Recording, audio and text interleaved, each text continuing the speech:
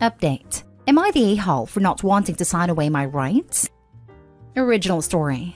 Look, I know it's my choice and I have a right to say no, but right now it feels like the rest of the world doesn't agree. Honestly, I, 26 male, didn't know this woman that well when we first met through a dating site. She was 35, but according to her profile was single, never told me she was married. We went out on a few dates for 4 months until she told me she wasn't interested anymore. I later found out it was because her husband was getting suspicious, and she needed to cut her losses. But a few months after, she contacted me again and told me she was pregnant. It hadn't been that long since we slept together, and she confessed everything. Her husband still didn't know yet, because she wanted to find out who the father was first. We did a prenatal paternity test and confirmed her baby's also mine. She had to tell him after that, and it was a crap show. He wanted to speak to me and called me like crazy. She only got him to leave me alone after telling him I never knew about her being married. We were both lied to by her. They're apparently trying to work things out. But here's the thing. Her husband wants me completely out of the picture and is willing to adopt my baby if I terminate my parental rights. He doesn't want me in their lives at all. And this is his only condition, or is divorcing her and taking their 2 kids. Don't know if he can actually do that, but she's begging me to do this, or it'll completely break their family. Neither of them is considering that this is my child too and I want to be in my child's life. So I said I would not, and it's causing all these problems. She's called several times telling me how badly this is hurting her family, and her kids are hurt and confused because her husband has temporarily moved out until this condition is met. She feels guilty for doing this to them, but says she wants to fix her mistakes and make their marriage work if I could just do this. Plus, to her, it's a sweet deal for me since I won't ever have to raise this baby or be responsible financially. I don't see it that way. I want to be a dad to my son, but it feels like what I want is hurting everyone else, like her kids. My close friends who know all this get I want to do right by my kid, but feel like I should walk away from this messy situation as it'll always be a part of my life if I choose to be involved. And it's possible if her husband is willing to adopt my son after birth, he'll have a good life. Nobody else in my life thinks me being in my son's life is a good idea, and I don't know if it really is such a bad thing. She's due in 2 months, and I don't know what to do. Am I the a-hole? Now for the top comments before reading the update. Not the a-hole. Lawyer up. And I'd also suggest maybe asking r/relationships. You have a right to be a part of your child's life, and legal advice will help you go through your options. She lied to you, and in doing so set herself up for a stuffed marriage. She can't use that as an excuse to ostracize you out of your child's life. Maybe also r/legal. She's the one that broke up her family, not you. She needs to deal with her actions. And in all honesty, the husband may never forgive her and take his resentment out on the baby. Start documentation of text and voicemails, and never answer calls or texts. A lawyer could potentially show them harassing you and possibly the start of parental alienation. She called me several times telling me how badly this is hurting her family. Excuse me? But she did this to herself. Not a a-hole. Especially considering all she had to do not to have this blow up in her face was keep quiet. Wife to OP. I want to break up. This isn't working out. Wife to husband. Honey, we're pregnant.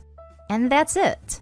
By seeking a paternity test, she literally doubled down on forgoing the situation, which she created by cheating in the first place.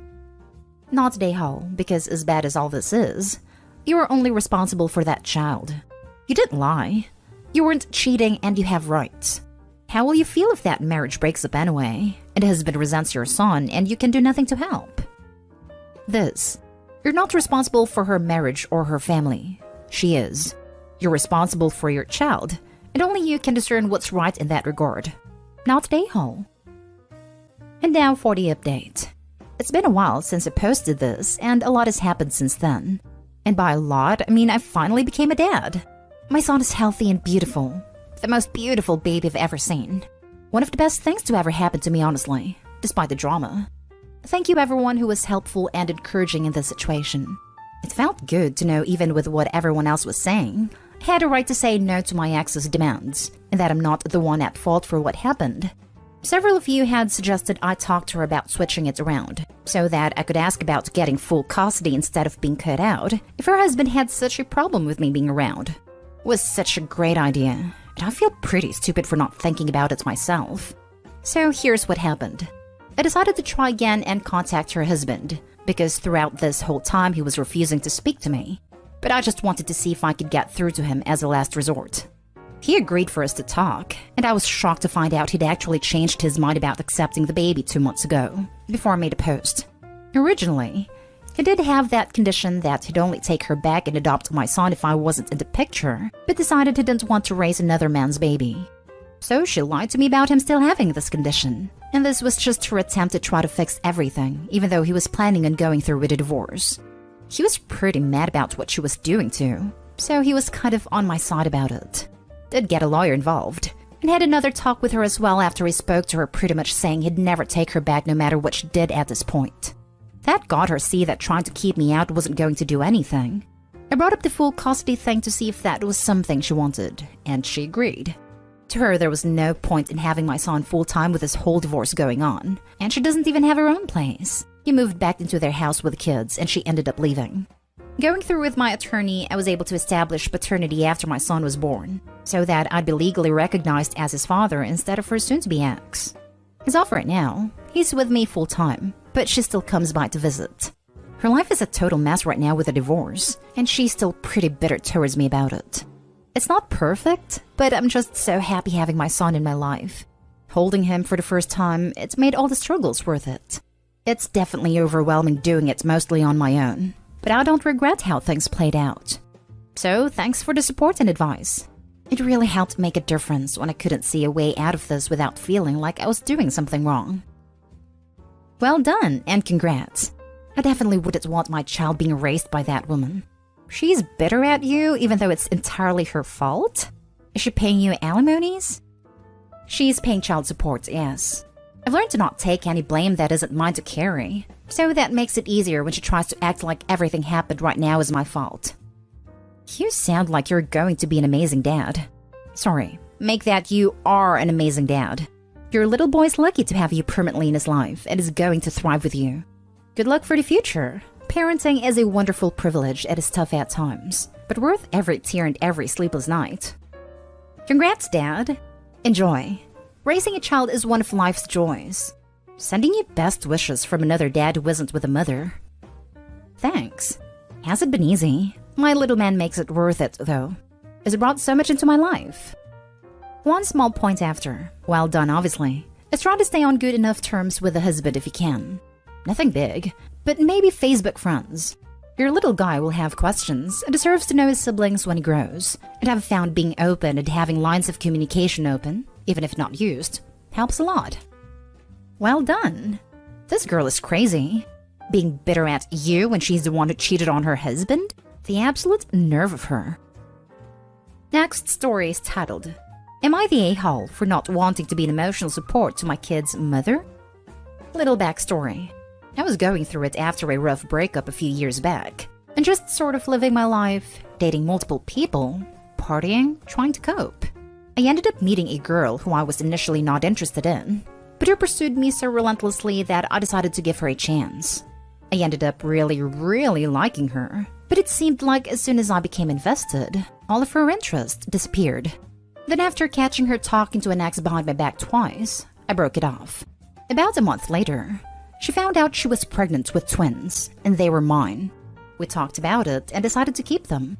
Over the course of the pregnancy, spending all the time together, going to appointments and such, I fell deeply in love with her. Shortly after my daughters were born, I asked her if she'd like to try to make things work between us, and she said yes. I was ecstatic. It was good for about a week, and then she started treating me horribly, just being very mean to me. Constantly making excuses to prevent me from coming to see her and the girls, excluding me from events. A month of this, and I couldn't take it anymore. I asked if she really wanted to be with me, and she said no. That she had no romantic feelings for me and wanted to break up. It hurt worse than any previous rejections in my life probably, but I'm not going to force anyone to love me. And we have children together who I love, so I got through it. Fast forward 3 years, and I'm as over the breakup as I can be. We get along fine and co-parent well, and everything is good. I'm happy being single for the first time in my life, and I may be happier than I have ever been before. My problem is that, anytime anything happens in her life, she immediately comes to me for emotional support. An argument with her parents, problems at work, her sister being diagnosed with diabetes, her car having issues, just anything really. I feel like an a-hole because although we have kids and I have moved on, it still feels exactly what it is. An ex who broke my heart expecting me to be a shoulder to cry on, and it freaking sucks. Am I the a-hole for not wanting to interact in this way outside of our co-parenting? Now for the top comments. Not the a-hole. She's your ex. And you aren't her emotional support punching bag. You need to set boundaries. Also, if you haven't yet, I may recommend looking into paternity tests to make sure the kids are yours. Great idea about the paternity test. Once OP begins setting boundaries, it will unfortunately be worse before becoming better. So OP needs to be proactive in protecting his rights, and himself, regardless of the results. I should clarify, I know they are mine. I also don't necessarily think it will cause an issue other than hurting her feelings. I just didn't want to set this boundary and hurt her feelings if I was being unreasonable. Not a a-hole. You have long broken up and established a good co-parenting relationship.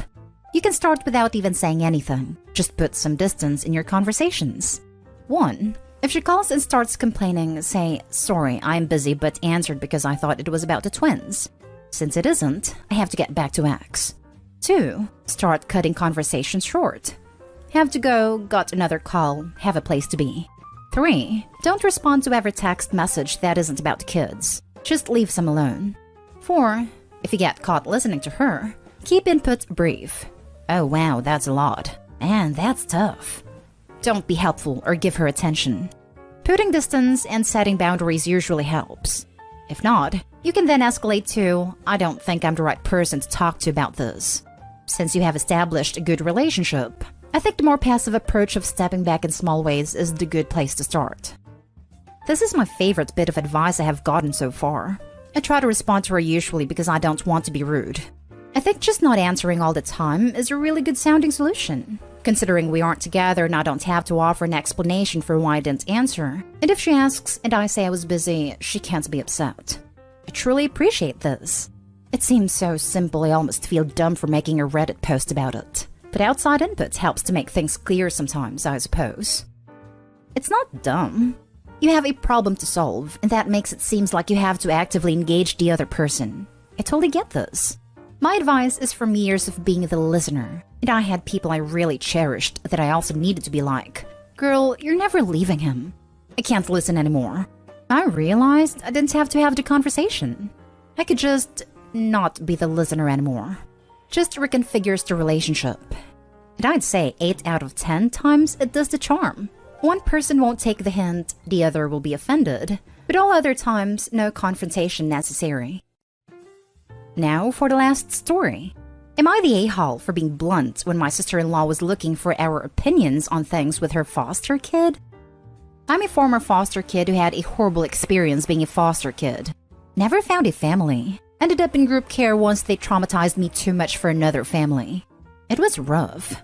My husband's family know about my past. And when my sister-in-law and her husband realized recently that their foster kid was not settling in and it wasn't the picture-perfect experience they wanted, they included me in the discussion with their family. Parents, my husband, another sister, another brother, and they wanted to hear what they thought of the situation.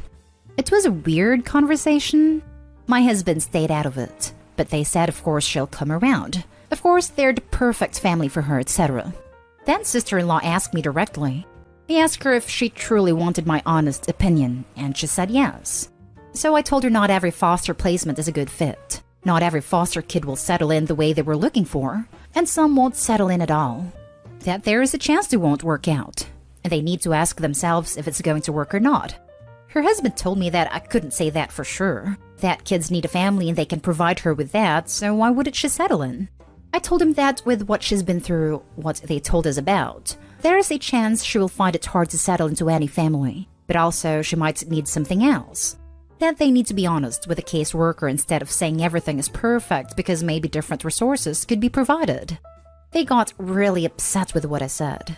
They told me eventually she'll get better and accept them.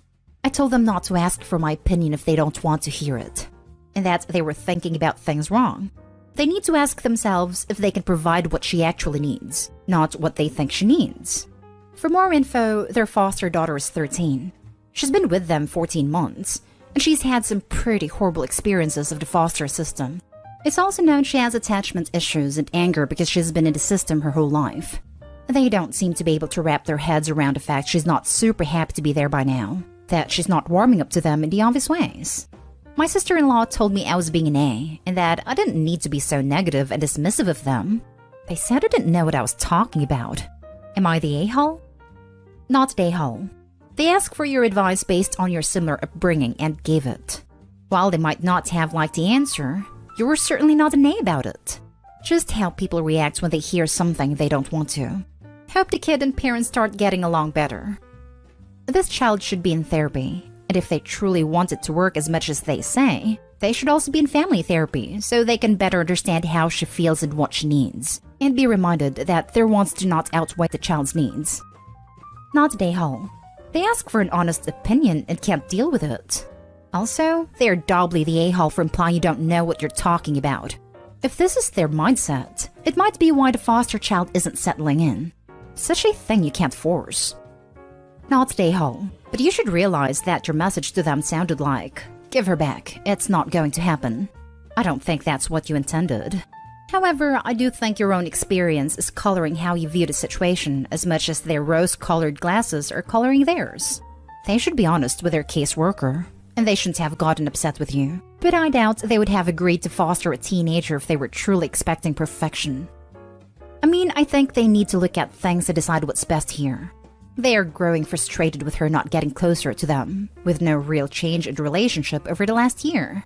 She's unhappy and she reminds me a lot of me when I got to her age. I just don't think they realized how different it is with a teenager, and went in with this idyllic idea that isn't the most realistic with a teen. Update. I, 33 female, read my husband's 37 journal, and in it he says that he hates me and hopes I die. Original post. My husband has kept a semi-regular journal throughout our 4-year relationship. He does not keep it hidden, and up until now I've always respected his privacy. We had a heated conversation and my gut told me to read it. So after we left for work, I did. He wrote several times that he hates me, and at one point he said when I was sick, he hoped I would die. When I read those words, I packed up me and our baby and went to a friend's where I'm staying now. I took pictures of all the pages. I told him I just need some space to cool off after our conversation and I will be home soon. I booked with my therapist and contacted a lawyer. We had a rough patch recently that lasted about 2 weeks. It was a dark time, but we pulled through. There was no violence, no moments where I was afraid of him, just sincere conversations about difficult feelings. The notes of hatred correspond with that rough patch. The rest of the journal is tame and reflects the men I know and love, mostly little self-pep talks around work and family stuff, goals, habit tracking. He has sent me several warm messages since I left.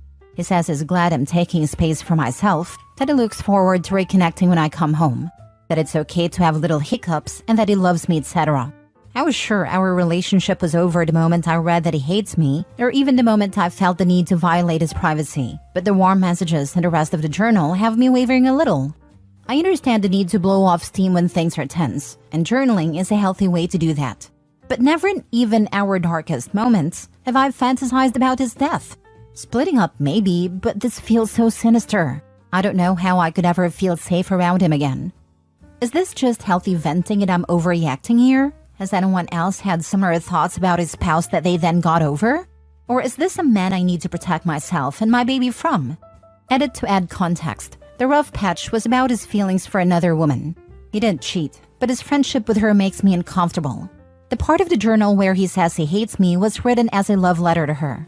He says he thinks about me dying and being replaced. Now for the top comments before reading the updates. He wishes you dead? And no, you are not overreacting. That is how he feels about you. All the other is an act. Girl, check if he has taken life insurance on your name with him as a beneficiary. Especially because they're fighting over the fact that he has feelings for another woman. Not a good combination of factors. Yeah, I don't want to wind up on the wrong end of a podcast. I would be genuinely scared if I knew my husband had thought of those thoughts, and then gone to the effort of writing them down. I don't think it's safe for you and your baby to stay with him, especially if mere weeks ago he was wanting to replace you with another woman he has feelings for, and was hoping you would die so he can move on with her easily. That's horrifying. If you wanted to be with someone else rather than you, the normal thing to write in a journal would be about leaving you amicably and then seeing the other woman, and feeling sad about leaving the mother of his child. Wanting you dead instead is a giant, massive red flag. And if I was in your shoes, I don't think I could ever trust him again. I'm married 17 years and I've never wished my spouse would die. Like what? Does he know you've seen this? He just left it out like he wanted you to see it. And you are the mother of his child. He doesn't know I've seen it. He has always left it out. This is really freaking scary. He didn't even bother hiding all that vitriol where you could never find it. He left it right out in the open, almost like he wanted you to see it. Please do not be swayed by those sweet little stupid texts. I'd always have someone with you if you're going to be in the house with him. I really don't want to see you on the news. Mini update. Thank you so much for all the advice and words of encouragement. Some of it was tough to read, but still deeply appreciated. Wanted to do an update because a lot of people were concerned for my safety. I took a commenter's advice and sent the pictures to a trusted friend. She pointed out that a passage I initially read as "every day I'd think about telling her" actually very clearly says "killing her." I guess my brain couldn't comprehend that at first. I received a ton of helpful perspective and support, but that comment in particular might have saved my life. After I digested that, I called the crisis line and they were quite helpful in talking me through the shock. They also put me in touch with a center that's helping me get more affordable legal help. Bought some more time for my husband. Told him I'm enjoying getting out of town and I'd like to stay an extra night or two. I have therapy tomorrow and an appointment with a social worker to make a safety plan. I feel like I have a good crew of family, friends, and professionals supporting me. Absolutely zero regrets now about reading his journal. My gut told me something was off, but I couldn't have imagined a worst-case scenario as bad as this. I'm so glad the inner alarm bells were louder than my conscience this time. Nothing about this marriage is worth risking my life to salvage. Now for the full update. Just want to say a huge thank you to this community for helping me through a challenging time. Your comments and messages have been such a comfort, and I'm so touched by the kindness of internet strangers. At the suggestion of the social worker, I reported this journal to the local police, and that was unsurprisingly a 1 out of 10 experience. The officer I spoke to chided me for reading his journal, spoke about his reasonable expectation of privacy, and basically threatened to tell my husband I had reported him. I had to firmly advocate for myself and stress that I was afraid for my life.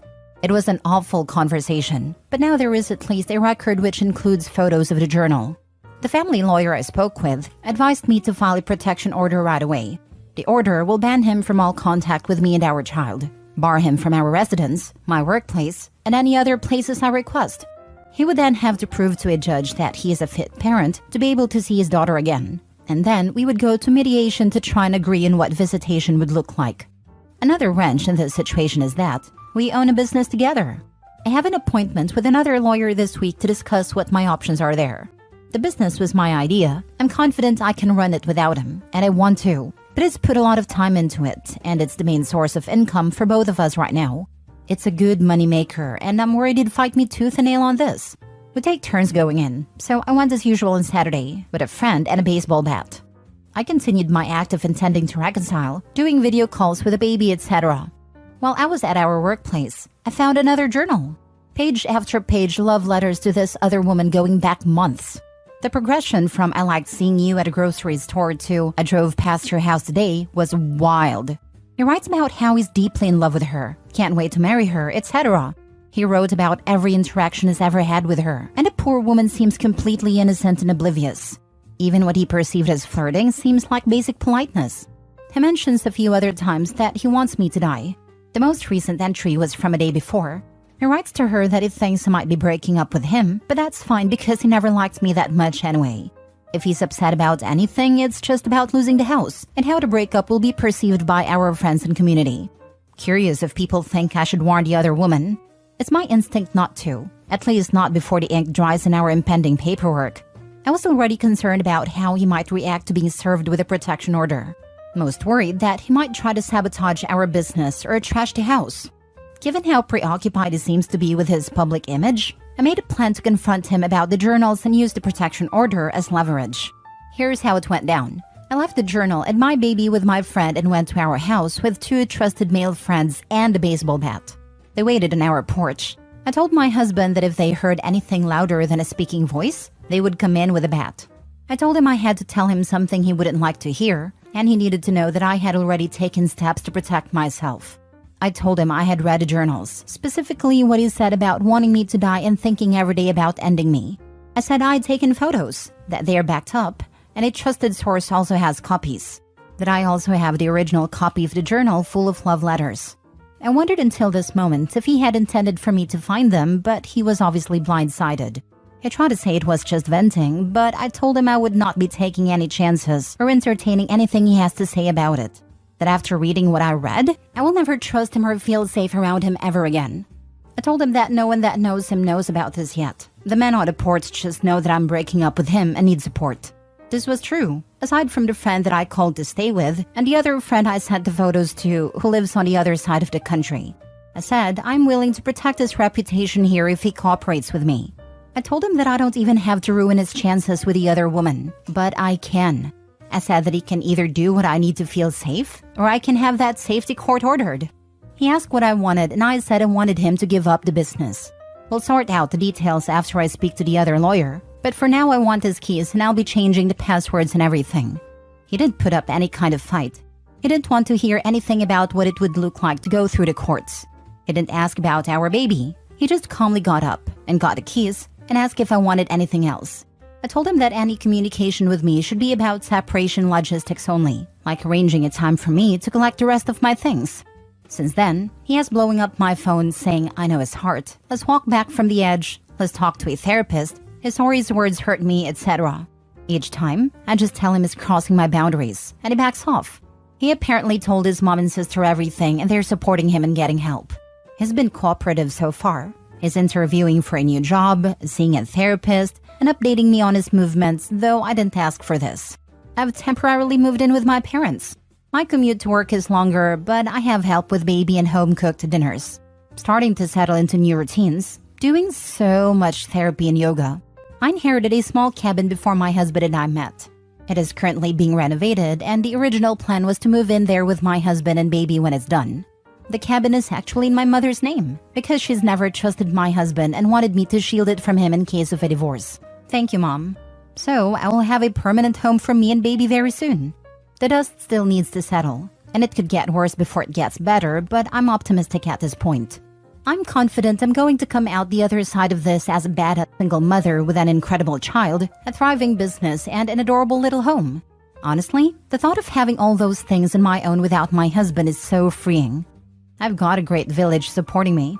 Thank you all so much for being part of it. I am so thankful to read this. I've been thinking about you the last 2 days. So happy you advocated for yourself, took the correct measures, and didn't accept anything less than what you deserve in this life. The road ahead isn't ever as long as we think it is, and it's good you left and are able to heal and move forward. Thanks for keeping me in your thoughts. He doesn't care about his child. That is what's most shocking to me. He was always such an attentive father, but he's not fighting for her at all. I'd love to know exactly why OP's mother didn't trust the husband. What did she see in him? Sometimes it's just your gut. My stepsister had a boyfriend that eventually was found to be on several hookup sites and such. He never was violent, but gave off stalker vibes when she eventually broke up with him. Went so far that I was escorting her when she was meeting people because he would show up at her apartment. Separate from each other, my mother, I, and even my grandmother, who had met my stepsister once and had no contact to her at all, just had this bad gut feeling starting before he was found on those sites when thinking of her. Gut feelings are weird, man. My mom once told me regarding my now ex-husband but then fiancé that he seems like the kind of guy that would just up and unalive his family one night. And everyone would say, "Holy crap," we never saw that coming. It was just a specific and jarring comment. My ex-husband honestly seemed so sweet and innocent. When things started going downhill, he started stalking me, physically intimidating me, cornering me and towering over me. Told me he'll ensure I'm destitute when this is all done. He literally flipped to a different guy, and I think my mom saw something I didn't. I had a boyfriend sleepover when I lived at my mom's, and she didn't sleep all night. He was in my bed, I was on a couch. She was strict about sharing. It was her first time meeting him. I commented that I couldn't understand why she had an issue, when she'd never had an issue sleeping when I'd had past boyfriends sleep over on a couch. Turned out, he was emotionally abusive, and she sensed that something wasn't right about him at the first meeting. Sometimes people outside a relationship pick up a feeling, a vibe, an off-comment that those who are in a relationship can't see until later on. Last story. I still can't believe how my boyfriend changed since we discovered that I was pregnant. So me and my boyfriend have been together for 7 years and we are living together since 5. For 3 years, my boyfriend was never a sweet, romantic, and caring person with me. I still can't remember one romantic or caring thing he did for me, and I thought a lot during these 3 years of leaving him or not, because all he was doing was just living off his parents' money, drinking, watching football on the TV, and casually remembering that I too exist, and talking with me.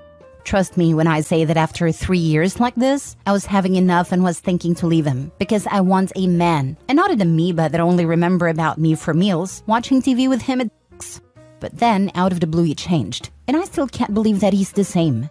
His parents unfortunately died 4 years ago, and just a week after the funeral, I found out that I was pregnant. I was extremely in doubt of telling him or just terminate, because a man like him wouldn't be better with a child. But then he found out my positive pregnancy test and told me that he was super happy while I was thinking about what to do. Since the day after, he completely changed. He started to be caring, sweet, romantic, quit drinking, and started to take good care of me and himself. So after 2 weeks of his change, somehow I decided to give him a one last chance to prove that he was seriously changed. But I admit that I was extremely skeptical. I didn't believe him at first, because to me, it was impossible that an amoeba like him could change seriously, and even when I was pregnant. But trust me, he completely changed. During my pregnancy, he became another man. He started helping me like with dressing, putting on shoes, making me craving meals, and this were the first times he was cooking. And when the time came, he even asked to be in the room with me to watch the birth of our child, and I accepted it. This wasn't just a phase, because when our daughter was born, he still continued to act caring and sweet with me and with our daughter. He always made me feel loved, secure, and finally special. The other important things he did were getting in shape, returning to the university to take his dream degree while working to maintain us. So now he has his degree. Our daughter came to his big day and even yelled, "Daddy!" making me cry like a baby, haha, and found a pretty good job since a few months. I still can't believe that he is the man that 4 years ago was an amoeba, and now he became the best boyfriend and dad that I can dream. And he is spending a lot of time with our daughter, and they created a special bond, leaving me stunned. And another thing to add is that 2 weeks ago he asked me to marry him, and seeing his drastic change made me say yes. Even his friends, my friends, and my family are still in shock and disbelief with his drastic change. So yeah, the situation is this, and sincerely I'm still in shock that he is the same guy 4 years ago. But somehow and for some reasons that I don't know, he is totally another man, and I can't even think of someone better. P.S. He quit drinking and now 4 years since his last drink. Now for the comments. Good for you. Sounds like your family is important to him enough that he made major changes. I wish you much happiness in your future. What a wonderful story. I was honestly expecting the exact opposite when I read the title, and I'm so happy to see that I was wrong. Congratulations on your daughter and marriage. Family deaths can lead to lots of serious reflection. He probably was already doing a lot of soul searching from their passing, and then you told him you were pregnant and he stepped up. Quitting drinking was a huge step. That alone probably led to a huge change. Congrats. Sounds like my dad. He liked drinking and fighting, lol, before my older sister was born. After she was born, he just stopped. Hasn't been drinking since. Just before I was born, he found his high-end job. That is after they struggled financially because they were so young when they had my sister. They built a house with a garage for us when I was 4. Now they've been together for 43 years. People can change. And I'm so happy that is the case for your boyfriend. Wish you all the best. Update. Am I the a-hole for not answering any contact from work while on maternity leave? Original story. I work for my cousin. We're in the same field, but he owns a business. I started working for him 5 years ago and worked my way up to second or third in command at his fairly small company. I took 9 months of maternity leave, starting 2 weeks before my due date. My child is now 6 months old, meaning I'm currently in my 7th month of leave and go back to work in about 10 weeks. During the last 7 months, there's been a few crises at work. They called me and I fixed it. They should have not been doing this due to my maternity leave, but I didn't mention it because these were legitimate crises, and most of the time it was my cousin asking. However, because I'm entering the end of my leave, I want some time completely free of work to recharge before I have to dive back in. So, starting 2 weeks ago, I stopped answering my phone. At some point, it died, so I put it in a drawer and haven't plugged it in since. I have a landline for emergencies, a laptop to keep in touch with people, and a TV for entertainment, so I'm enjoying the break from the phone without issue. However, my cousin tried to call me about a week ago to get help with a client I handle. I had passed this client on to someone else, but something went wrong. My cousin called me to help, and because I didn't answer, I lost the client. I knew their contract was up for renewal, but I didn't think there would be any issues, so I saw no reason to check my phone. My cousin has told our family what happened. He's furious with me for not having my phone turned on when I knew that client would be up for renewal. He also says that as I had been answering my phone this whole time, I should have warned someone that I would be uncontactable. I've called the client and tried to fix it, but they've already signed on with someone else. My cousin, wanting to stop this from happening again as several more clients are up for renewal in the next couple months, has said I have to be available for the next couple months, so he can call me if there is another issue. I've said that I am on maternity leave, and therefore I should be left alone, so I will be leaving my phone off. And it's horrible of him to ask otherwise. My cousin said that I was being selfish and accused me of trying to screw him over, and my mother and aunt agree with him, saying if I don't answer my phone, there may not be company to come back to, and accused me of taking advantage of him because he's my cousin, as anyone else would have fired me over this. I responded that if my cousin can't run his own business without me, then he's incompetent and shouldn't be in charge of an omelet, let alone a company. They said that was uncalled for and told me to switch my mobile on now so he can call me if he needs, but I'm still refusing. Am I the a-hole? Now for the top comments before reading the update. OMG, the audacity of this man. Maternity leave means to take time off away from the job. In my country, once someone goes on maternity leave, they are uncontactable, and it's not an option to call them to ask them favors or even advice. Not the a-hole. Technically, that's how it works where we are too. But because he's my cousin, and because there were urgent issues, and because of my rank in the company, I felt obligated to help. Tell him, and everyone else, that you wouldn't be fired by anyone else for this, and that you could in fact sue them as it's illegal to cut into your leave. Besides that, you're not getting paid to do it. You have 10 weeks. Perhaps get a different job elsewhere? I feel like given I've had 9 months of maternity leave, by the time I go back, I need to stick around at least for a while. But that's assuming there's a company to go back to. I've been approached by competitors previously, but I'm not sure I could do that to my cousin. Everyone sucks here. He shouldn't have called you on maternity leave, but you had been answering the phone all through the previous 7 months. I don't think anyone can blame him for expecting you still be taking work calls at the end as well. You should have just made it clear at the beginning that you weren't going to take any work calls at all. That's what gets me. Opie just expected her cousin to know that she wouldn't be available when A, she didn't say anything to him, and B, she had already set a precedent of helping in a true emergency, which losing a client is. That's what makes it everyone sucks here. Everyone's saying Not Dale is right that her cousin shouldn't have bothered her, but she led him to think that she was happy to help. How the heck was he supposed to know that she was annoyed if she didn't say anything? Accused me of taking advantage of him because he's my cousin, as anyone else would have fired me over this. No, quite the opposite. When my wife was on maternity leave, the company made sure to shut down her email and turn off her access to the network. They were not allowed to contact her about work as that is against the law. You answering any questions during the leave was a favor to him. You can actually sue, but I assume you're not going to do that because it's family. Not a-hole. They should learn the law. Not sure how long the FMLA extends to in your state, but the first couple of favors probably were breaking the law. Edit. Why do people think I went away with no plans in place?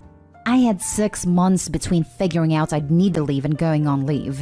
And I spent those 6 months assigning my clients to my coworkers, bringing people up to speed on said clients, and even holding meetings where I introduced the clients to their new handlers. I worked all of this out months ago. And now for the update. First off, thank you for the support, advice, and different perspectives you provided on my first post. Most of you agreed that I should not be working for my cousin. I mentioned on the last post that I'd had some offers from competitors, and while most paid about the same, they required a step down in my career. A few of you pointed out that if I can earn the same money after a step down, something isn't matching up. I did some research and came to the conclusion that I am being overworked and underpaid. I also triple-checked all of my notes for the last 7 months of leave and calculated that I had worked for 87 days out of just over 200. That was where I hit my limit. I then reached out to some of the people who had made offers previously and asked if they could give me a formal offer. 3 of them did. My favorite has fewer hours/responsibilities and more money, and they're fine waiting on me to finish up my planned maternity leave, 9 more weeks, before I start. I had a check-in day scheduled for later this month, but pulled it forward to Monday and asked my cousin and a few others to be there. I laid out all of the above. I was open to negotiating in a way that would let me stay in the company, but my cousin flew off the handle, and after that, we agreed that me staying was no longer an option. As I have 9 weeks of leave left, I will hand in my notice, meaning I will not come back to work, but I will be paid for this time, as well as compensated for the leave I lost. My cousin has blocked me and everything, but his mom has called my mom, who has been yelling at me for 2 days. I've had to block my own mother. My cousin is attempting to rally our entire family against me, but I have a nan on my side, so he is not succeeding. I am never working with family again. Congrats on the new opportunities coming to you soon. Everyone should remember, nobody enters into a work relationship with family anticipating it turning into messy crap. Nobody. So when you think to yourself, I can't see those horror stories happening to us, just remember, neither did the people in the horror stories. I would like to second this. I honestly never dreamed it would get as bad as it has. I didn't even plan on working for him long, only a summer. And now years later, here I am. Don't work with family. I am glad that it is all going to work out in the end on the job front. Less responsibility, more pay, and less hours are all huge wins. I'm sorry that your family's pulling this crap. Nonetheless, while you are taking care of a young baby, maybe block the lot and enjoy some peace and quiet for the next 9 weeks. Side note, I would if you were doing a lot of other people's work that they were profiting off of. Now that you are not going back, their heads may be spinning. There's also perks with the job, and because it's a bigger company, I won't have to do the work of multiple people anymore. Turns out, I'm doing about half of the work my cousin was meant to be doing. I still need to have a couple days of work, just to fully transition everything over to running without me and hand in my notice. But I'm able to do it online, and I laid a solid foundation before I went on leave, so it should just be more about saying goodbye than anything. Well, true colors have just emerged. Wow. More money, and if you get back to your original level, you will be paid even more. Your cousin took advantage. And if people still harp about family, ask them why it was okay for your cousin to underpay you for years. I bet they won't have anything to say as a result. They've already said that because it's a small business. It was completely reasonable for my cousin to expect more work for less money, particularly from a family member, as family helps each other. That makes 0 sense. So the family helps each other only goes one way, with you always helping your cousin, being used and underpaid? But when you need help, forget the family helps each other completely. Now for the next story. Am I the a-hole for pulling out of babysitting my niece and nephew without much notice when circumstances changed? I, 28 female, watch my niece 5 and nephew 3 for my sister and brother-in-law. They pay me a little, but I mostly do it because I enjoy it and the relationship has been good. Until we found out my brother-in-law has a 6 and 5-year-old with a woman he cheated on my sister with. The story's messed up. My sister was expecting their first child when she was diagnosed with a fatal abnormality. While they were going through this, while my sister was agonizing over what she would do, he was turning to someone else for comfort. In his own words, they chose to terminate for medical reasons. And for another year, the affair was ongoing. 2 kids are the result. My sister found out in January. Brother-in-law knew about the kids and had interacted with them before. Decided to keep it from her, but then told her because he wanted to make it work with them being a family. My sister is... I'm not sure what she's doing, but she has admitted she doesn't think she can forgive them. Yet she worries about bringing her kids up in a split household. She also knows she can't look at his kids without thinking about their oldest daughter. Wonders why they got to be here but not her. How could she ever want them around when they're the product of a horrible choice during the worst time of their lives? But they're stuck in limbo and is trying to show her that they can be a family. And he started bringing the kids into their home and has asked me to babysit them on the occasions they're with them. I said no, that I didn't feel it was a good idea. He has since added pressure to me, tried putting me in a position where I need to take his other kids. So I decided it needed to stop. I had to pull out of babysitting niece and nephew. My sister understood. She decided to take time from work and be with her kids. But brother-in-law thinks I should have given a couple of months before stopping. He thinks overall I should have been willing to babysit all 4 kids. He told me I'm not helping, and I'll feel horrible when they're over this awful part. Part of me wonders if he's right. Not about watching his kids, but about giving it more time. At least so my sister could have maybe work things out a bit more because she's in a tough spot with her job due to her decision. I don't know. This whole thing is a mess. Am I the a-hole? Now for the top comments. Not the a-hole. Gosh, I feel for your sister in this situation. What irks me is brother-in-law saying that bit about when we're over this awful part. I could be misjudging him, but I read between the lines as when I manipulate your sister into my way of thinking. Like he will make your sister feel guilty because the children aren't at fault. That doesn't matter though. Your sister doesn't have to welcome them with open arms at all. So now he's decided he wants to play happy families with 2 sets of kids. Your sister's supposed to just accept that? Bring the products of his affair into their marital home with their own kids? That's so twisted of him. He sounds very manipulative and gaslighty. I hope your sister finds a way through this, or even out of this if she so decides, which I wouldn't blame her at all. This needs to be higher. I can't see how his motives for bringing the kids from the affair could be anything other than an attempt to manipulate his wife. Also, OP, you are so not an a-hole. This is a whole mess of a situation for you and especially for your sister and her kids. I'm so sorry you're caught up in it. Wow, let's ignore like 90% of that. Because even without all the hot mess, you're not an a-hole for not doubling the number of children you're babysitting. No notice necessary on your part.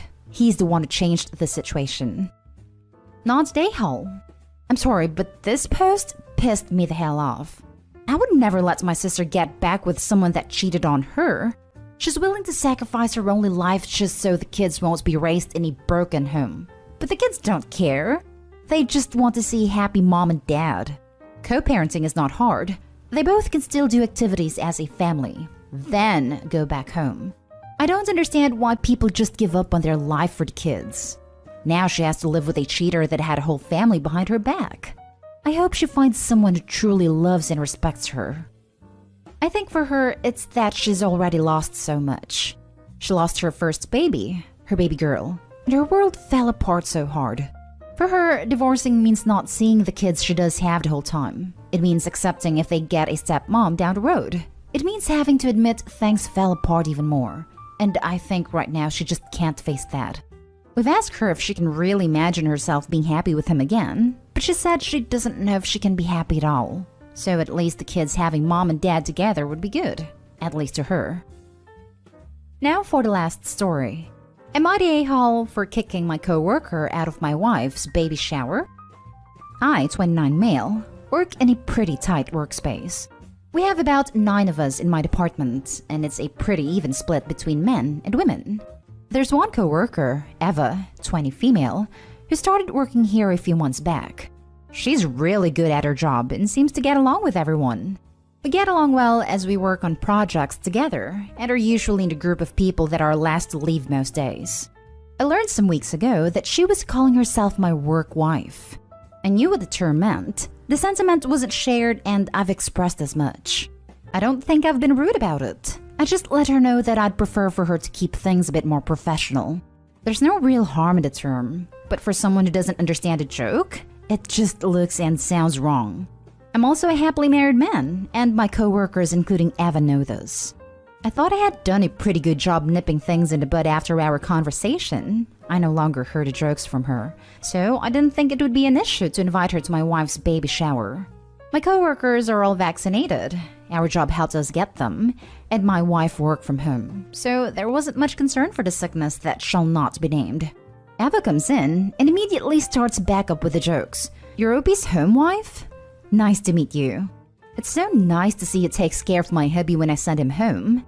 My wife is a very sweet and patient woman, so she just laughed it off, albeit uncomfortably, and moved on. However, the jokes got worse and wouldn't let up. At one point, Eva was telling people she would be our baby's second mom. My wife's friends and family were annoyed, and my wife looked very uncomfortable.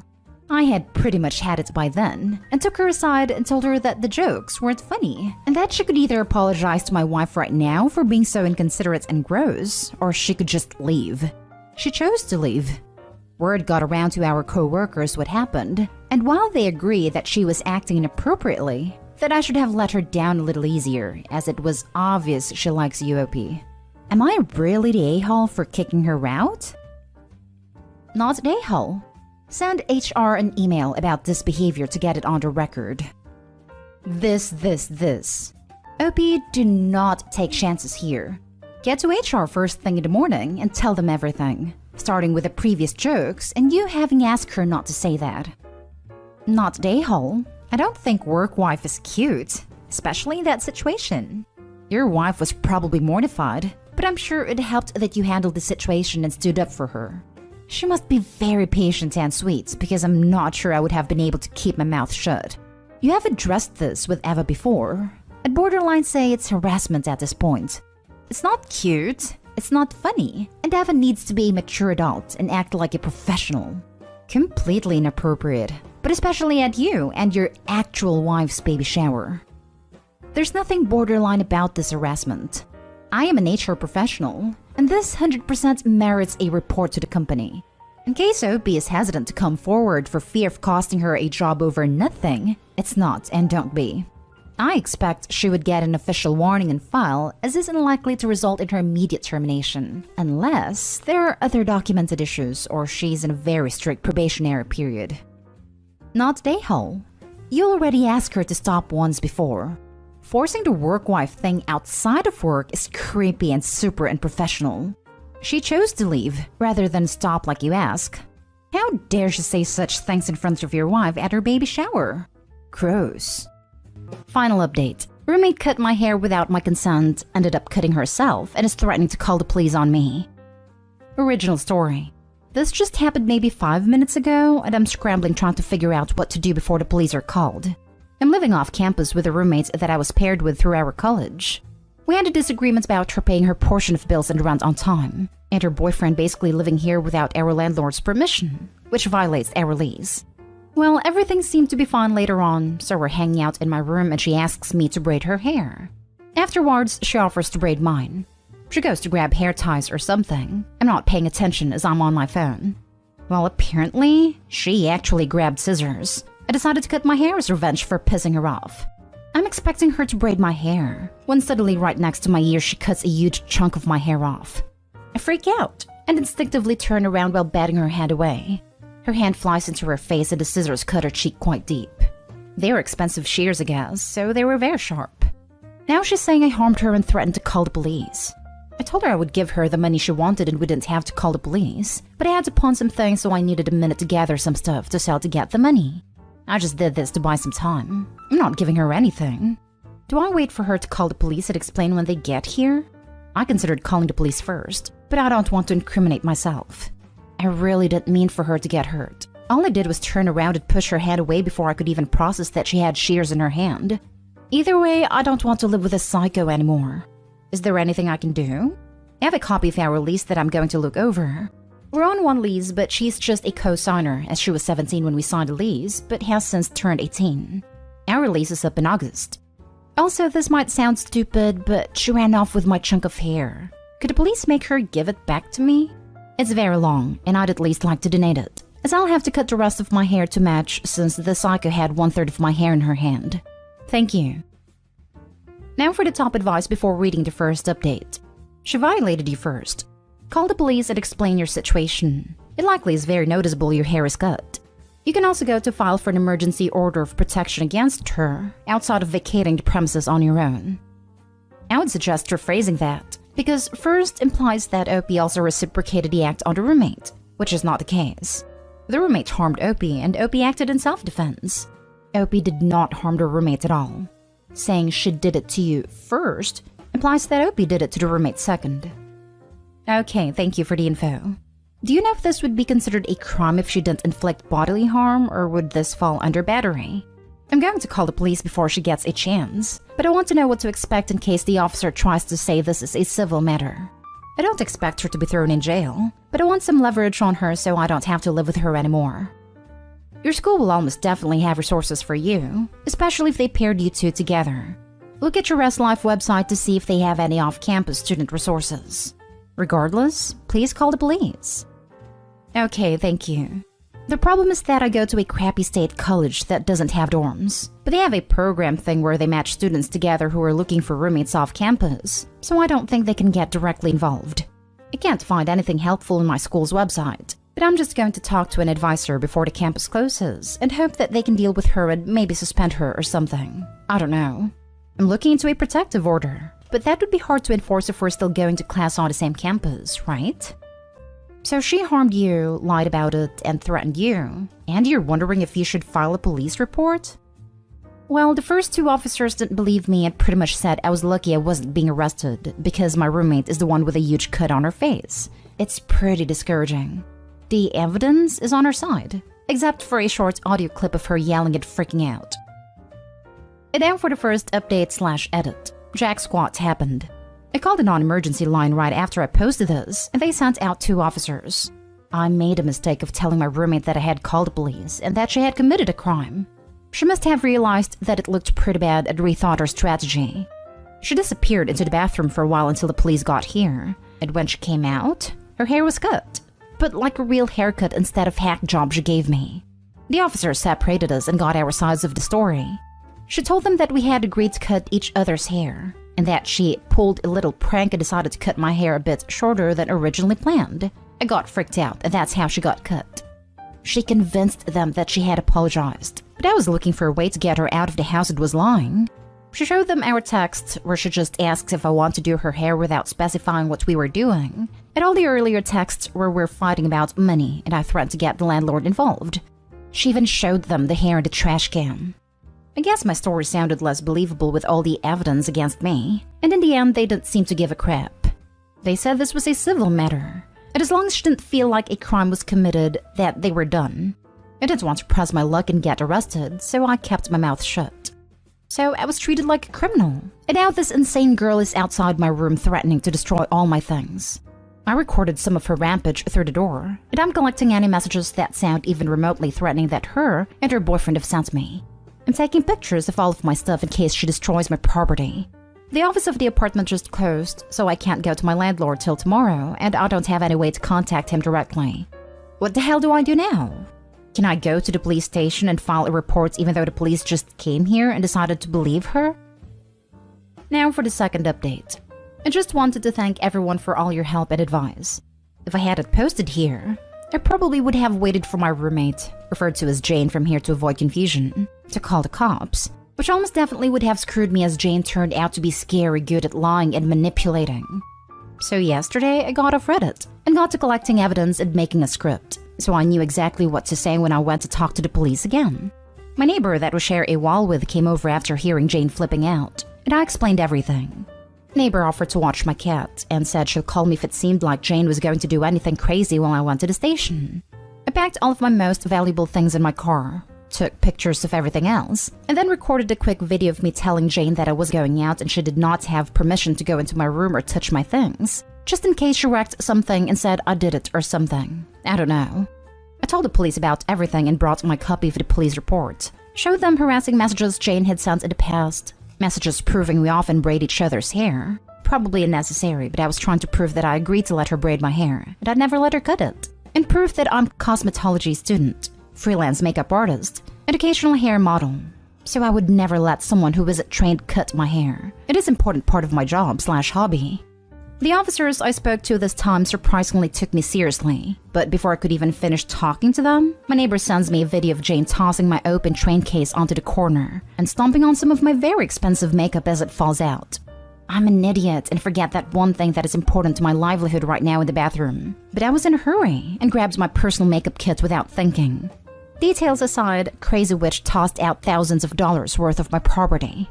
2 new officers escorted me back to my apartment, and when we got there, Jane immediately turned on the waterworks.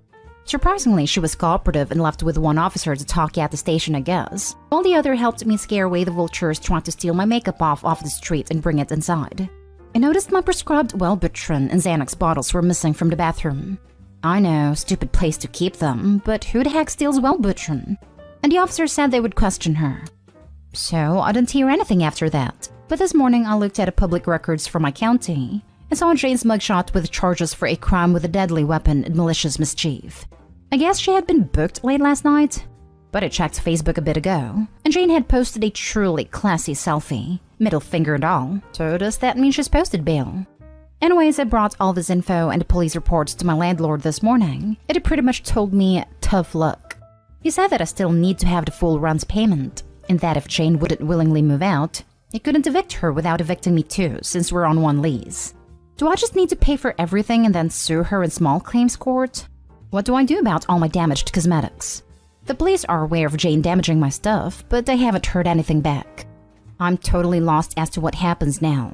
Will this go to court, and will I need to attend? Are the police going to get back to me as to what I need to do next? They took my statement, but that's it.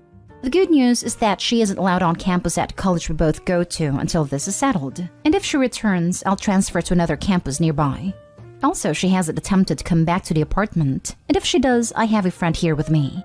My landlord said I have to let Jane in if she returns though, even if I get a protective order. That sounds like BS, and I have an appointment on Monday to talk to a lawyer who will hopefully help me figure out what to do next. I'd like for it to be sooner, but it's free legal consultation through my college, so I guess they're busy? Anyway, sorry to ramble. I'm just not sure what to expect until I can speak with a lawyer. Now for more advice before the final update. Based on the arrest, file for a restraining order. Jane is still responsible for her half of the rent, but she won't be allowed to go there. Also take the evidence you have, including the mugshot and restraining order if you get one, to the school's roommate-appearing people. Ask them to find someone else to share the place with you. Let them deal with reassigning Jane to a new roommate. You'll be on the hook for full rent, along with Jane, but good luck collecting, until you can find another roommate and arrange for your landlord to modify the lease. It could go to court, or she may take a plea bargain. If it does go to court, you will probably be called as a witness. This could be months from now. Take some pictures of your unwanted haircut just in case it goes to court. Save the video of Jane trashing your makeup. Save everything, basically. Thanks for the reply. When I went to discuss everything at my school, they immediately got me in contact with another student who needs a roommate and can move in ASAP. Plus, I have classes with her and she seems normal. But my landlord's saying there's nothing I can do. He said he can't kick Jane out unless he evicts both of us, and that the only way someone else can move in is if Jane sublets her room out. Either way, I don't know what to do with her stuff. My landlord just kept talking about bailment or something, and how he has to hold on to her property for a while even if she abandons it. You could also file a small claims lawsuit for the property that she trashed, the cost of a cosmetologist to fix your hair, and her share of the rent if she doesn't pay. My landlord said I have to let Jane in if she returns though, even if I get a protective order. I believe that your landlord is in error. A court order from a judge to stay away will override any rights she has under the lease. If you get a protective order and she returns, call 911. Jane, who you arrested for harming me with a deadly weapon and against whom I have a protective order, is trying to enter my residence right now. Should elicit a relatively rapid response. I strongly recommend that you get a protective order ASAP. Thank you so much for the advice. I called yesterday and tried to get an emergency protective order, but I was told that I had to apply for one within 12 hours of the arrest, and this was maybe 15 or 16 hours after. So I'm getting a restraining order against her and just hoping I can avoid her until then. Now for the final update. Well, this isn't a very interesting update, but I figured you guys would like to know that justice was sort of served. I just wanted to thank everyone for all the responses on my first 2 posts. It helped me a lot. Especially to the people who advised me to be proactive and persistent in contacting the police, and to the person who mentioned renter's insurance, which I didn't even realize I had. Thanks, Dad. So everything happened much quicker than I anticipated, and it's all pretty much settled.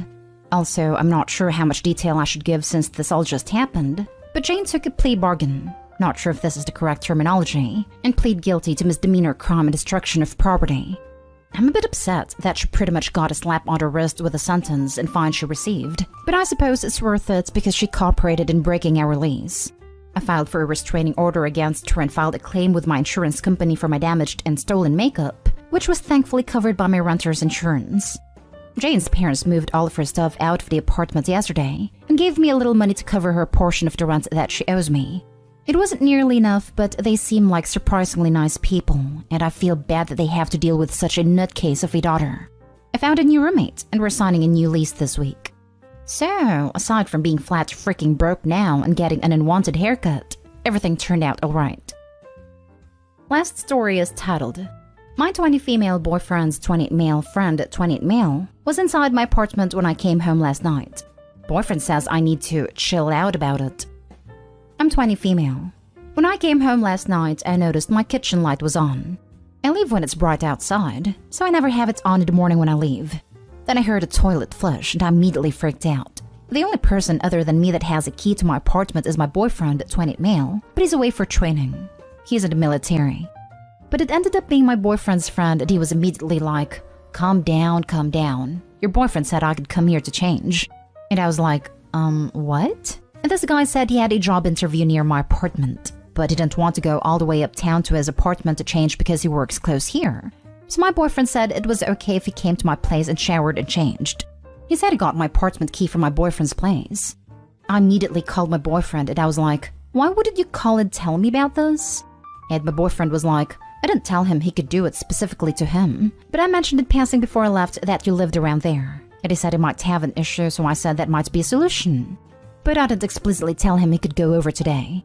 And I was like, why are you offering my apartment to anyone? And he was like, well, I didn't know he was going to do it. So I don't know why you're getting mad at me. You need to chill.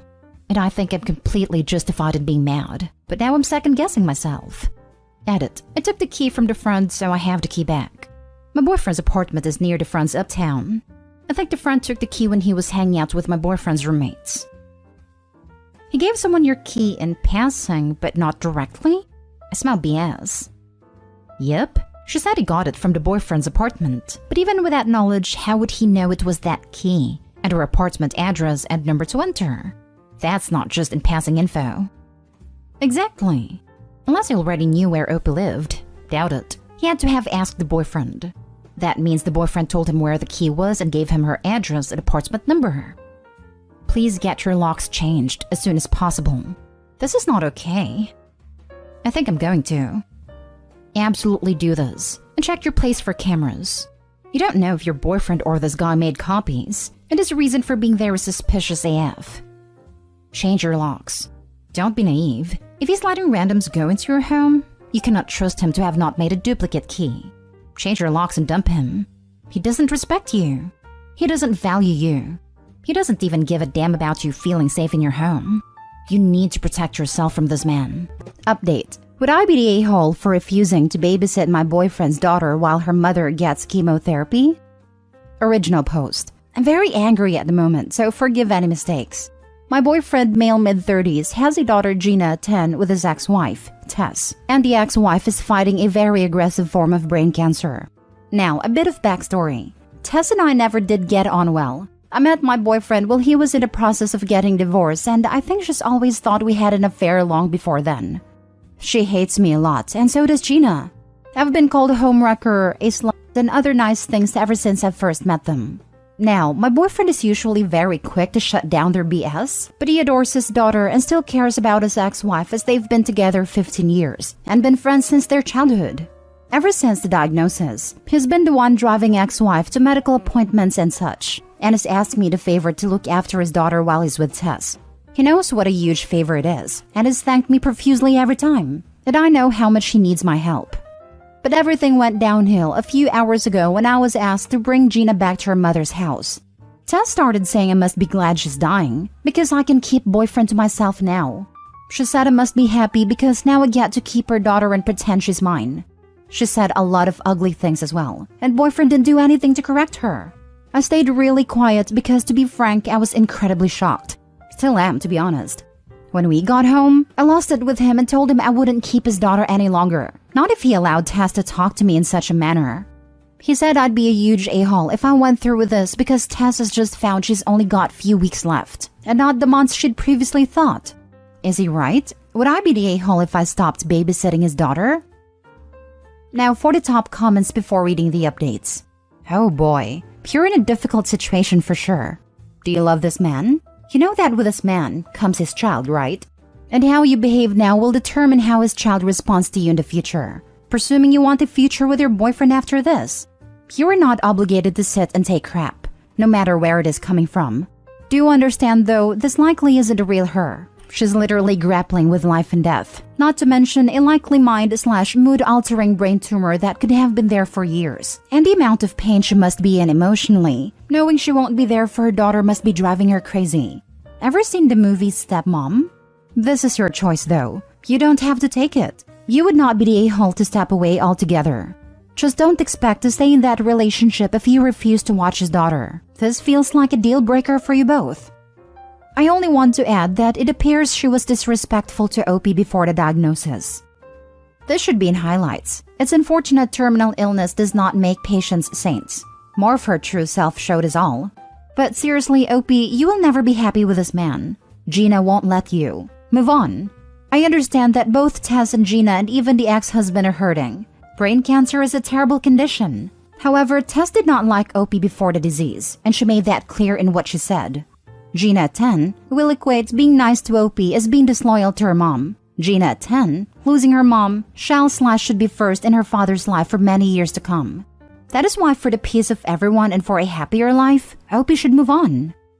There are no a-holes here. This is so far above AITA's pay grade. A dying mother lashing out at the most convenient target. And brain cancer? This is 100% affecting her ability to filter and regulate what she says. A partner watching the mother of his child, someone he once loved, die. He's with you and doesn't want to make this harder on anyone. A child caught in the middle of all this. And you, with your very valid feelings of being unfairly treated. You need to find a grief therapist now. One that you can talk to, one that boyfriend and daughter can go to. This is going to be a very rough ride. No a-holes here. Nope.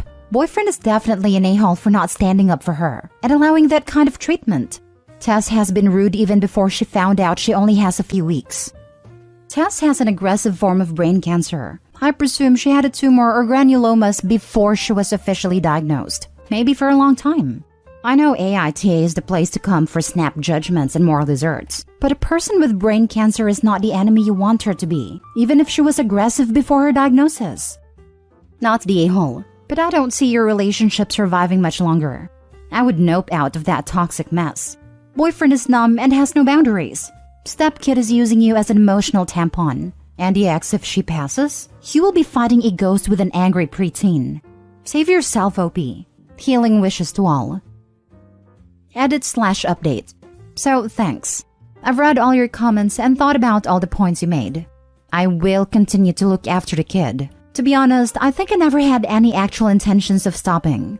In my anger, I just wanted my boyfriend to listen to me for a moment, and I think I need to have a chat with my boyfriend. I haven't seen him yet since the fight because he's had to go back at his exes shortly after. We'll see. Maybe I'll do an update once things settle down. Thank you again. I really appreciate your help. Edit. Thanks for taking the time to share your opinions, folks. I am very surprised and grateful and appreciates everyone's insight. I'm a bit more level-headed at the moment, so I'll take the time to expand on some points I've seen brought up in the comments. No, my boyfriend and I did not have an affair. I can't believe I have to say this. Their divorce was almost finalized when we met, and the reason they divorced was that they'd been growing more and more distant, to the point where ex-wife had an extramarital affair and boyfriend didn't even care. I trust him because he's shown me again and again the truthfulness of his words. His daughter was always going to be part of my life. I knew that since the very beginning. My boyfriend and his daughter have always been very, very close.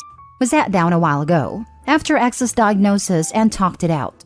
There was no doubt his daughter was always coming to live with us after his mother's death. And one thing, I love my boyfriend, and so I care deeply about the people he loves too, which include his daughter. I care for the kid a lot, and have tried and was always going to keep trying to build a relationship with her. It's the daughter who wants nothing, and I repeat, nothing to do with me. I am under no delusions about what our future will be like. The kid has always been my boyfriend's priority, and rightfully so, and I know she's going to need her dad a lot after her mother passes. I also know my boyfriend is going to be grieving heavily and was ready to support him fully.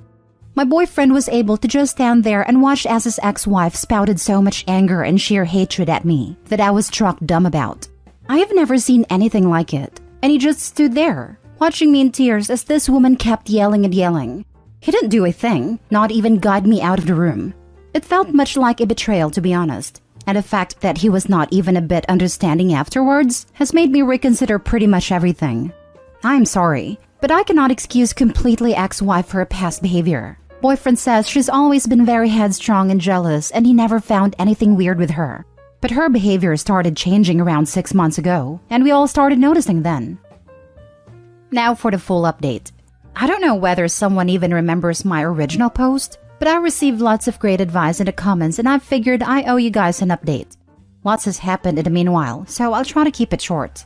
First, I sat my boyfriend down for a chat as soon as I saw him again, which was the day following our discussion. He agreed that we needed to talk, and told me he was sorry for calling me an a-hole, that he had been so much in shock that he hardly even remembered the whole fight in the first place. I told him I could understand that, and told him I love him and wanted to be there for him and support him throughout this ordeal. I also added, though, that I would need him to be able to stick up for me in the future, even against his daughter, who would be grieving and in a lot of pain. I told him to think about it and let me know, and also said that I would keep his daughter for as long as he needed me to, independently from his answer. He then asked me to marry him on the spot. No ring or anything, but he was crying and it was very sweet. So now we're engaged and relatively happy. Second, Tess passed away a week later. I followed your suggestion and didn't see her again. Gina is living full-time with us now, and I have what I think are, if not good, then hopeful news. 10 days after her mother's death, she broke down in hysterics because she wanted her mom. It was an incredibly sad moment. She kept yelling insults at me and crying and again yelling at me. I was in tears because seeing a child in that much pain is truly heart-wrenching. So I intervened before my fiancé could say anything, told Gina that I couldn't bear to see her so distressed, and that I would go stay with a friend until she felt a bit better, that I loved her and just wanted her to be less sad. She ran to me, hugged me, and begged me to not leave her. We cried together, and I think we might be on the road to healing. That is to say, thank you Reddit folks for your feedback. You're awesome. So happy to read the last paragraph of your update. It's incredibly sad for all of you. And after what Taz put you through, even though she must have been very distressed to be dying, leaving such a young kid without a mother, you're incredibly strong and good to the core to still handle it the way you are. I hope you manage to build a strong relationship with Gina and have a happy marriage. Not to mention that it was brain cancer, which, like memory loss illnesses, affects a person's personality as they degrade and the disease progresses. I feel so bad for them that they may never know if those words were the disease or how she actually felt. Both are awful. In her original post, Opie covers that. She said something along the lines that Tess didn't like her and made it known to her, accusing Opie and her boyfriend, now fiancé, of having an extramarital affair since they hooked up at the tail end of Tess's and the boyfriend's divorce. It wasn't until 6 months before the post that Tess got malicious about it, and it was just a short while later that Tess was diagnosed with a brain tumor. So it appears that Tess always felt that way about Opie. The cancer just exacerbated it. Opie, please check if there's a kid griefs group in your area. It helps many kids to realize they are not alone in this. And if she wants, make sure she has a good picture of her mom in her room. Make sure she knows she can talk of her. And look that she gets enough mementos of her mother. Sometimes women have different thoughts about what they would like to have from their moms than men. Better keep few things more than not enough, if possible. Good luck to all of you. I second this, and I'd also like to recommend you look into something a little more alternative like art therapy if it's available, and if she's maybe slower to open up. I did art therapy as a kid when some rough stuff happened, and it was immediately helpful. And I've also known people who got a lot out of things like equine therapy. Kids sometimes need a slightly different approach. It might take a little time to find what jives with her, but it's worth it. Last story. Am I the a-hole for not asking my sister if I should adopt? This will require some backstory. I, 27 female, and my husband, 26 male, have been married for a little over 3 years. 2 years ago, we began trying to get pregnant. We then moved on to attempting to get pregnant through fertility treatments. When none of this worked, we decided we wanted to pursue adoption. All my husband's siblings are adopted, and it was something we had been thinking about pursuing even before our fertility issues, but now it seemed like the best route for us to pursue. We did lots of research, including attending seminars and contacting multiple different agencies. We ended up deciding on an agency we liked. Since then, we have been going through the home study process and beginning stages of joining the agency, and recently we reached the final stage before we can begin the matching process. Throughout all this, my parents and sisters have been supportive, but clearly aren't sure how to talk to me about it. I have tried not to overwhelm conversations with talking about it, but it is a huge part of my life at the moment. Though I have tried to be especially sensitive to one of my older sisters who is infertile, as I know she has struggled in the past. Well, over the last few months, I haven't heard from this sister at all. She's known for being hard to get in contact with, so I tried not to read into it too much. But I was aware she was talking to my parents and our other sister. I finally heard from her yesterday when she called me. During the call, she expressed that it is hard to hear about the adoption stuff, which I understand, but then she started telling me that she and my other sister have been frustrated, that they were not asked for their opinions before we started the adoption process. She then proceeded to say we always come to just tell them what we are doing and already have our minds made up, so they feel they can't share their thoughts and things. She went on to question whether we understand how much harder raising an adopted child is, rather than one you give birth to, and asking if we aren't too young to be doing this. I was honestly shocked to hear all of this. I have never had a type of relationship with my sisters where I go to them for advice. So hearing that they don't understand why they weren't part of my decision process made no sense to me. So am I the a-hole for not asking their opinion? Extra context. My sister's husband is adopted and struggles greatly with it. They're considering going through adoption themselves one day though, so to be clear, they are not against adoption. Now for the top comments. As an adopted kid myself, and I almost never see people actually listening to adopted people when this topic comes up, your sisters are absolutely delusional. And honestly, probably not very good people. I 100% believe someone who would treat an adopted kid differently than a bio kid, and that's what she's saying, is a trash person. Not the a-hole. And look into the kid's book The Day You Were Born by Jamie Lee Curtis. Fantastic kid's book about adoption. And never lie to your kid about where they came from. Never get weird if they have questions about their bio family, etc. Thank you so much for the book recommendation. I will definitely get it. We would never lie to our future child about their adoption. It is a part of their story and they have every right to know. Adoptive parent here, and I just want to jump onto Pineapple's excellent comment and help reinforce it. If you adopt those who are going to be your kids and they'll have their own story, it's hugely important that they are brought up knowing that story too. As you go through the process, look into whether you have pediatricians in your area who specialize in adoption medicine. Ours did, and was an excellent source of support and referrals to other specialists and therapists when our kids were growing up. Not the whole. If, when, and how you and your partner decide to grow your family is 100% up to you and your partner. Other people can have, and I suppose share their opinions on your choices, but you are in no way obligated to seek out their opinions or factor their opinions into your decision. I'm not sure why your sister is taking your decision so personally, but what she's saying to you does not really make sense. And I would not take what the sister said about your other sister agreeing with her at face value. No matter if/when/how you grow your family, people are going to have thoughts about it. Anyone who is obnoxious or pushy about it, feel free to distance yourself from them. But if there are people butting in that you want to maintain contact with, you need to set boundaries. First time someone questions your decision, I hear your concerns and understand that you may have a difference of opinion on this matter. However, husband and I have made this decision together, and we are not interested in debating the matter with others. We do not need you to support or agree with our decision, but we do need you to accept that it is our decision to make. If you don't want to be included in updates as we move forward, we will respect that. Second time they question your decision, you made your thoughts on this clear when we last spoke about it. However, as I told you before, our decision is final, and we are not interested in debating this with others. Anytime after that, we are not going to discuss this with you. If you cannot respect our decision, we will need to keep our distance from you going forward. Relationship advice.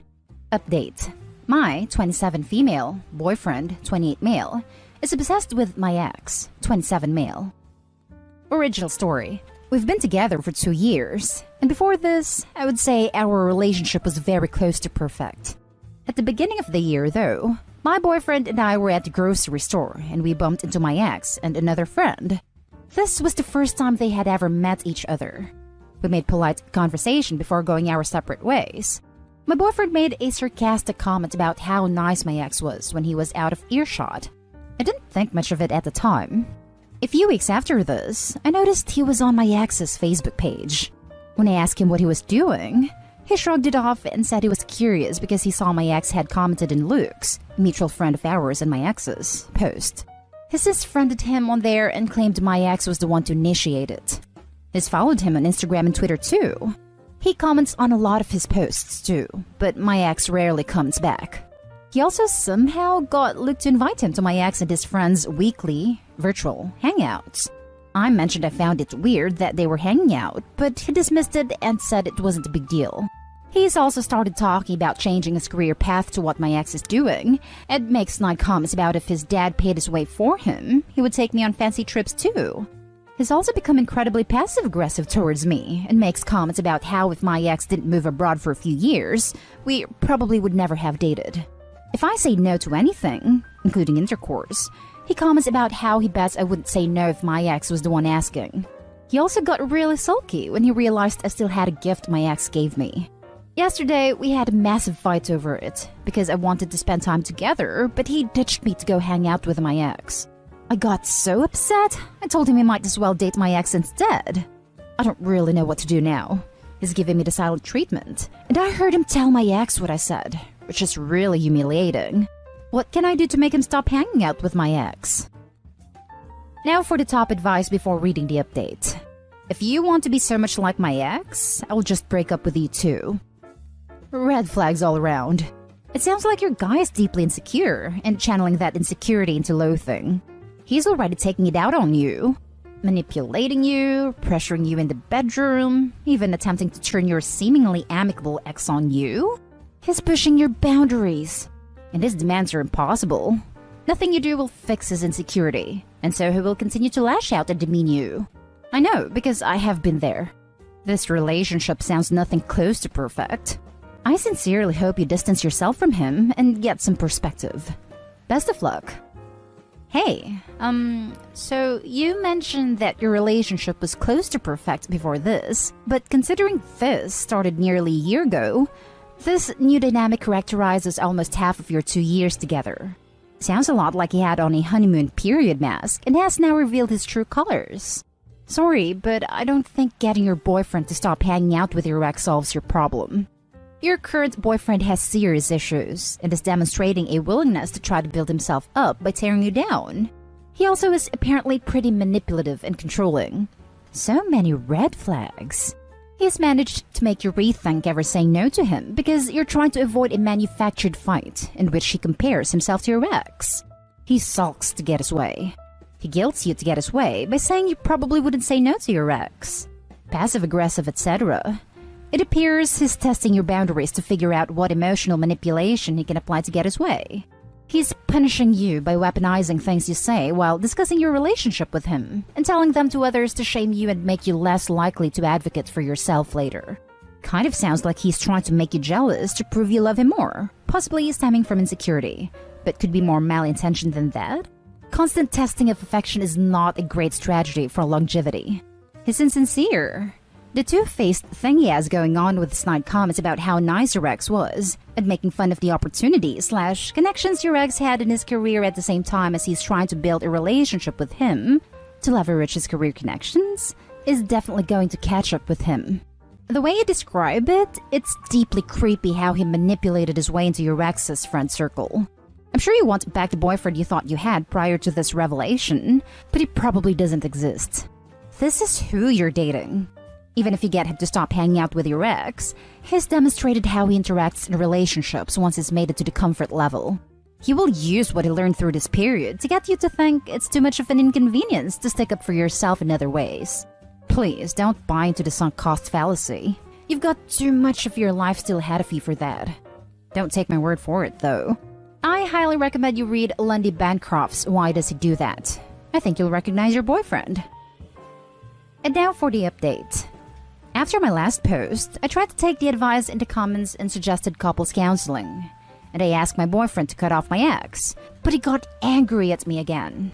He claimed I was the one who needed therapy because I had jealousy issues, and that my ex was one of his good buddies and I couldn't dictate who he was friends with. Then a week later, he had another hangout with my ex and his friends, where he proceeded to very loudly tell them how I was so insecure and I was trying to tell him who he could speak to. My ex and Luke had to tell him to stop, which he didn't like at all. I should have just broken up with him at this point, but I was stupid and still clinging to the hope of my boyfriend going back to how he was. After this happened, my boyfriend was constantly making jabs at my ex and Luke, but then he would still contact them and pretend to be friends with them. Then, he became super interested in what my intimate life was like with my ex. He was constantly asking me who was better between the two of them, and he would ask me if I had done this or that with my ex. I kept telling him I didn't want to talk about it and to stop asking me. I then found out from my ex and Luke that he had been asking my ex directly the same questions, and that he had been bragging about our intimate life to his friends. My ex said he was telling me because my boyfriend made a comment about loaning me to my ex, if he ever felt like recreating old times. That was the final straw for me, and I broke up with him and moved out. My now ex-boyfriend didn't take the breakup well, and he went on a smear campaign. He even contacted my family and my ex's family to tell them we were apparently having an affair and that he had no choice but to break up with me. It's been almost a month since we broke up, and he keeps getting new numbers to text and call me. Deep down, I think I knew this would be how things ended. I'm sad about the relationship I thought we had ending, but now that I've had space away from my ex-boyfriend, I feel much better. And it's like a huge weight has been lifted from my shoulders. Damn, consider a restraining order or something. His obsessive behavior is concerning, and it's better safe than sorry. This actually could be an option. OP, even if he doesn't seem threatening now, please keep a record of every uncomfortable text, call, post, etc. just in case. I've had to deal with a crazy obsessive ex before, and it was a very tough experience. Jesus, I am so sorry about this, but I am glad you were able to get away safely. I don't want to alarm you, but if he is still harassing you, then you need to be concerned. I recommend you let your family and friends know what is going on. Preserve any messages from him that he sends, even from different numbers, and consider if you want to pursue a restraining order. This is not just a bad breakup, this is harassment. If I were OP, I would be a little bit nervous about the potential for physical stalking. In addition to preserving previous evidence, I would start using a security camera at my place, and while I wouldn't agonize over the footage, I would save it just in case. This dude is nuts. Leave and don't ever look back. Seriously. Seriously? Her and her ex broke up for reasons. The now ex still decides it's a good idea to be the bigger idiot. What the hell was he thinking was gonna happen? Now for the next story. Wild update. Guilt. Thinking of ending my 29 female, 10-year marriage to my husband, 32 male. Original story. I feel like a bad partner for even doing this here, but here we go. I have been with my husband for 10 years. Got married because he was in the army and I was trying to escape my life. We both come from very different backgrounds. He is white, from a conservative family, grew up poor. I'm black, grew up rich, from a liberal/educated family. It was very much a poor little rich girl running away with the boy from the wrong side of the tracks. I'm not the easiest person to live with. I am very career-driven and my job is my life. I love what I do and work in an industry that takes me away from home with weird hours. I'm not a super affectionate person as it's hard for me to share my feelings, cuddle, etc. I'm never going to be the woman that leaves her husband cutesy sticky notes and love letters. My husband is a good man. He's supportive of what I do, but I'm starting to think we can't give each other what we need. Example, my husband is a very sensitive guy. He also struggles with depression. He loves me more than anything in the world, but expects me to take on all the burdens when he can't. He lost his job 2 months ago. At the same time, I transitioned into a director-level role with a new organization for the first time. He's never done much of the household work, but I asked him to pick up the slack since he's unemployed. He hasn't. Literally sleeps all day. Applies to jobs here/there, but is mostly depressed in bed. I do all the finances, all the housework, most of the cooking. I told him last night that I feel like I take care of him, but he doesn't take care of me/himself. I mentioned splitting the savings to separate. We are both in therapy, separate, and he wants to commit to trying to work things out until the end of the year. I agreed. This morning, he went and bought me coffee, which was sweet, but immediately fell asleep. Even now, he's in the bed snoring. Part of me is over this. I don't want to be with someone else. We've been together for so long. Is it wrong that I'm afraid of losing this investment? I would love to have kids with my husband, but I don't want to bring them into chaos. Honestly, part of me is also concerned about dating at 29. All of my friends are now married/having kids. I feel like I wasted my 20s. Is it too late to start over? I also know my husband would not take separating sitting down, and I'm afraid of breaking his heart. I don't know, Reddit. Help me out. Now for the top advice before reading the update. It sounds like your husband is in a real deep depression, and it's getting to you. Losing a job can be really hard on a person. I think considering divorce or separation after just 2 months of unemployment during a time when unemployment has been at its worst in nearly a century seems rather drastic. You've been together nearly a decade. Give him at least a few more months to get his life back on track. I really think times like this are when antidepressants medications can be really helpful in returning life circumstances back to normal. I hope you both will be doing better soon. You kinda lost me here. Is there more to this story? Does he have a long history of unemployment? You've been together for 10 years, and your breaking point is 2 months into your husband having what is clearly a depressive episode that he needs professional help with? If you want to leave for whatever reason, you have absolutely every right to leave. But if you love this man and want to stay, you should be trying to help lift him out of his emotional state, rather than just calling it a day because things aren't exactly how you would like right now. Finally, a good comment. It's as if people just expect perfection. Depression doesn't just last 2 months, and he's your husband. Help him. You should leave because honestly, I think your husband can do better. He's clearly going through a depressive period, and instead of being worried or concerned for his health, they were worried of him not having a job during a pandemic. You made no mention of couples counseling. So you decided, without even trying to save your marriage, that you want to end it. So end it. Give this poor man the freedom to find someone who will love him in sickness and health. Edit. I have to say, I reread your post. And the more I read it, the more I find little to like. You are upset your husband went to sleep after getting you coffee, but you yourself admit to not being cutesy. You sound like someone who needs attention but can't give it. He's been depressed our entire marriage. He has been in inpatient treatment. He has been on medication. We have done couples therapy.